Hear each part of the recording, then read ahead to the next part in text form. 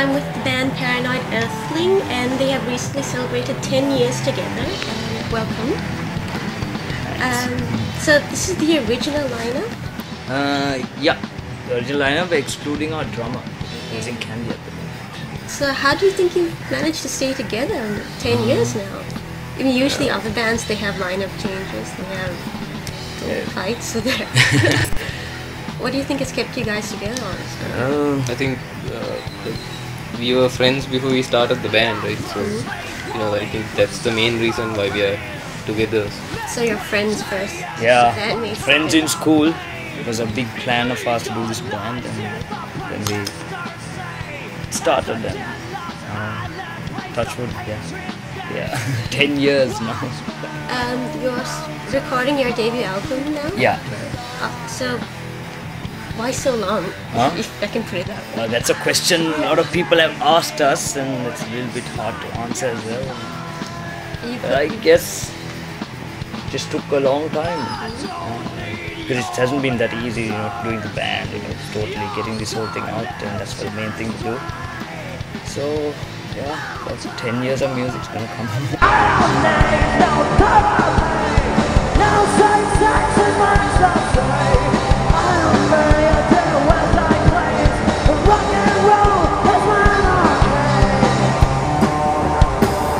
You put out 2 EPs before this as well. Yeah. Like one EP was called Rock and Roll Is My Anarchy, which has 3 of our earliest singles, which is Pull Me Under, 69 and Rock and Roll Is My Anarchy. And after that we released like a bootleg CD of just live songs, just taken straight off live shows. And that's pretty much been, and just pretty much been a lot of bootleg stuff which has been covered. So can we expect the same sound to come from your new album? It'll sound more quality, and yeah, the same whole raw Paranoid Earthling sound will be there. Your lyrics usually they focus on political, cultural issues, sex, stuff like that.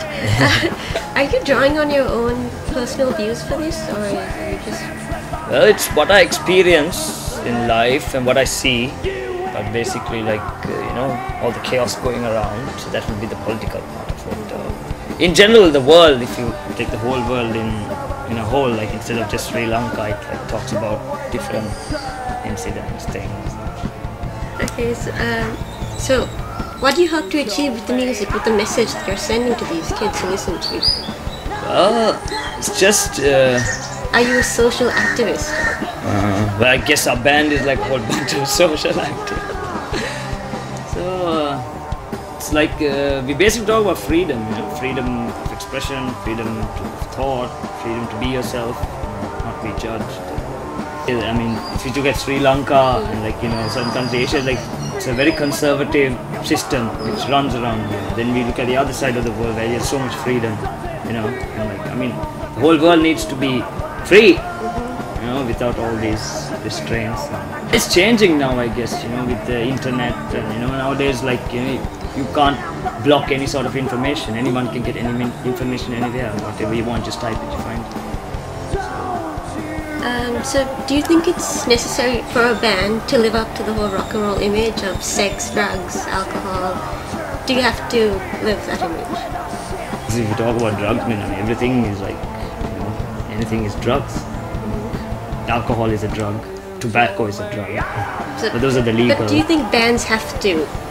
It depends on... It's not a must. It's not a must. I mean, different people have different ways of doing things and seeing life.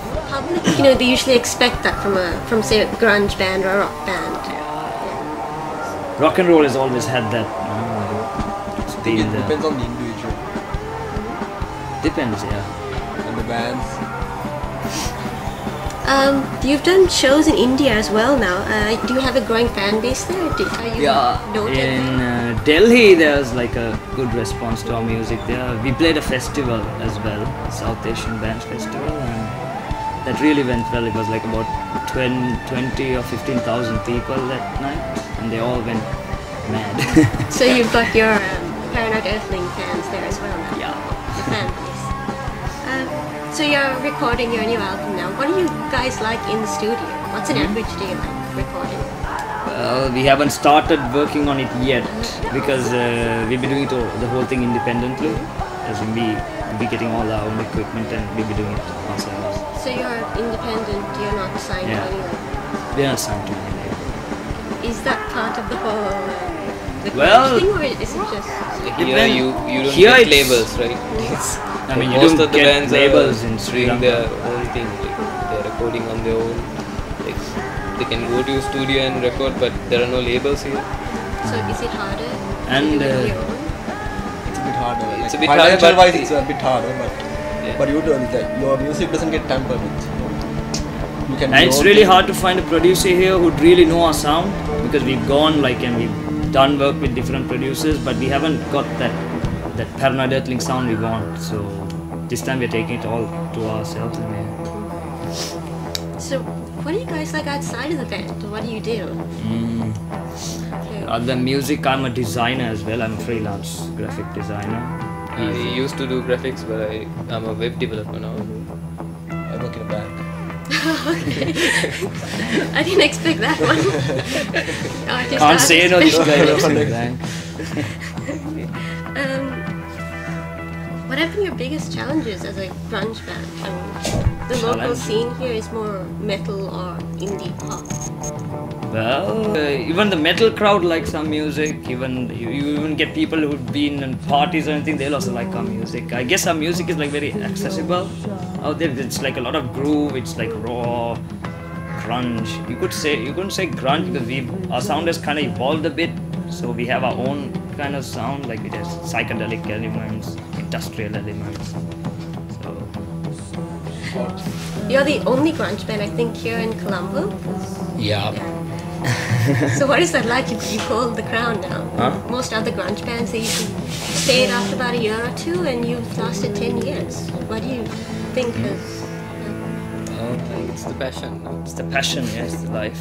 That's small days. That's what I always wanted to do. To be a musician, a rocker. Same. Feel very special. So this is what you'll be doing, say, 10 years from now, you'll still Yeah, be the band? this is what we want to do, and this is what we're taking. This machine called Paranoid Earthling. And did you have a loyal fan base here in Colombo? Yes. Is it like big? Is it with the metal heads and the... It's a mix of different. It's of different people, different ages. We have people in teenagers we have who are fans. Then we have people in their 20s, 30s, even senior people in their 40s, 50s. Seem to We enjoy. have even lots of fans in Candy. You're from Canada? Yeah. Yeah. Whole band is from Canada. After we toured India, we learned something on timing, being on time. Because over here, it's the Sri Lankan thing. No, it's at 10 o'clock, it's 12 o'clock, or 12 o'clock.